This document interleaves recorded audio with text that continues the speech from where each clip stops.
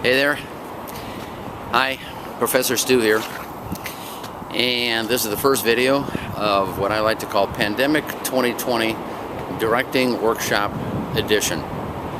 Yeah, class is going online, I know. I know this isn't ideal, but we don't live in ideal times. And it's hard to teach directing online, but we're going to figure out how. I'll send you some materials to read this week. We won't have class. And it's too bad. I mean, we have this beautiful new studio. I mean, look at this. Isn't that great, that new morning show set? And we can't use it. I know. It's a shame. But we're going to learn directing. Don't you worry. We'll do it online like this. By the way, am I in frame? That's one of the first things in directing. Everybody's got to be in frame. Coco will make a special appearance next week.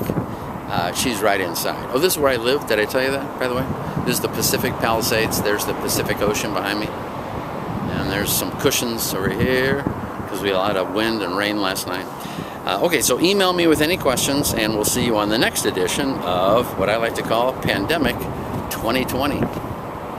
Here's the ocean.